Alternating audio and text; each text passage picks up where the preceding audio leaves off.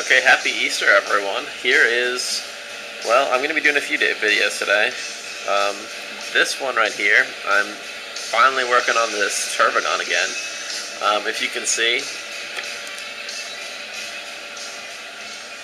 see, I've painted just a thin coat over everything that I've modeled pretty much, so that it all kind of blends in. I painted the ribs and the carapace and the spires and everything up top. So you kind of get to see what it's actually going to look like, how well it all fits together and everything. And if you look up here, okay, if you see I've got the spine banks on there. I still haven't glued the toothpicks in, so they're just kind of sitting in there. But I'm going to show you how to make those. I'll make one of them on here, and then I'll finish them all, show you guys what the finished thing looks like, and then I will do a light coat of paint over them to kind of make them blend in.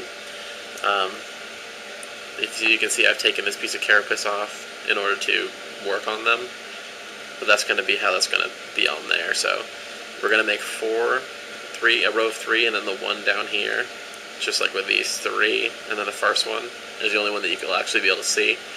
I'm going to make one here. That's the one I'm going to show you how to make, and then I'll do the other side. So there are the spine banks right now. Okay, so we've got the Tervigon here. I'm only going to have to model one of the things right over here. The rest that are going to go this way will be covered up by the carapace. So I'm going to model one of these little spine banks right here. They're going to need some either green stuff or gray stuff already mixed up. And you're going to want to take a little ball of it. It's going to take a little experimenting the first few times to see about how much you need for it.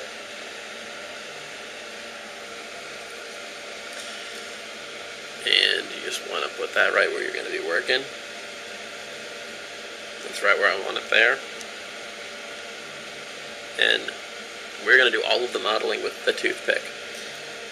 So you start off by putting just a hole right in the middle of it, all the way down. That'll help it stick onto here, and that'll be the hole that the toothpick will be coming out of. And let me see if I can get some light in here. So you're going to want to start, and you just kind of pull the edges down. Just make sure you still leave a ring in the middle. But you're basically just going to keep pulling these down. In just a few main sections. You don't want to pull it down all over the place.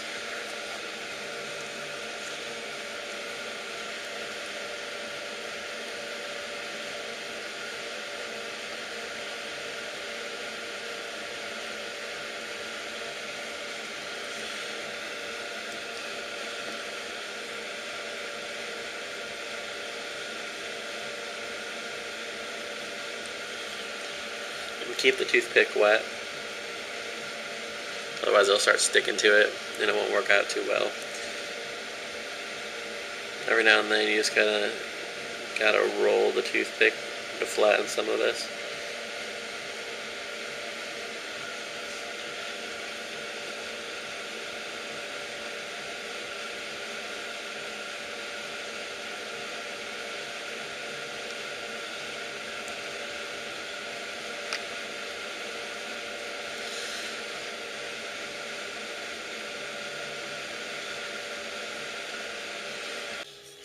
Okay, I had to pause this and work on it off camera. It's a little hard to do it from this angle. So, I finished this one here. I just kept doing what I was doing, just pull out some of them, leave some raised parts, kind of like some veins, like barnacles holding it on there. And if you see this one here, we'll cover up any other one, so I only need to do that one there. And now I'll go ahead and do the toothpick. Now, if you got the right toothpicks, then you can just cut off a little tiny piece of the end of it. I didn't get the right toothpicks. I thought I did, but I got home and they're not the right toothpicks. These ones here, the ends are too long. It's too much of just a long point. It's not a sharp point. just too long. So what I've been doing is just slicing them down, just kind of lightly going over with the X-Acto knife, and that's kind of what we're going for.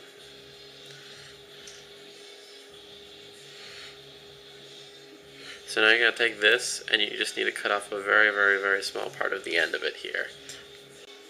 And be careful when you're cutting it off. Pretty much every time I try to cut mine off, the end flies across the room and I lose it, so I have to do it again. There we go. That's the piece right there that you need. It might be a little bit too big, so I might still have to cut it shorter. You then take this here, some pliers with the toothpick in the end.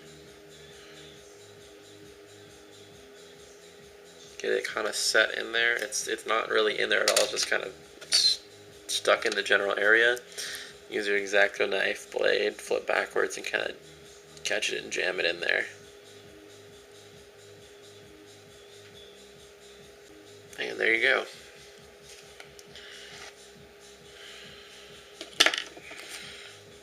Sorry about the bad focusing too. I've got bad lighting in here today. So that's that on that side there. Okay, here's the finished one. I've got all those modeled on there. I put this piece of carapace back on. So now I'm just gonna wait for this head fell off. I'm gonna wait for the glue to dry, and then I'm going to paint over these, just a base coat color. It's hard to see. One of the problems I encountered is that I got better at modeling these as I went along. So the ones on the side over here that I did last are much more detailed than the ones over here. So I don't know. I'll have to see if Steve's alright with that, or if he wants me to try to redo these ones or not. But they're not too much different, but these ones are definitely better looking than the other side. So there's those spine banks. Next up, I'll probably be working on the tail, hopefully this week, so maybe even today, we'll see. See you guys later. Okay, here are the finished spine banks with a coat of paint over them. Just some primer. It's kind of hard to see. Honestly, I really think they look better than the ones that normally are on there.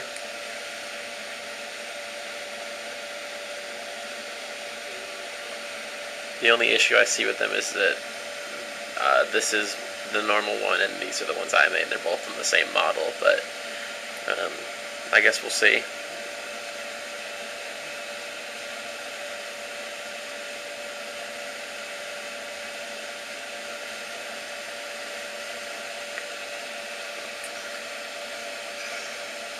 So working on this tail next.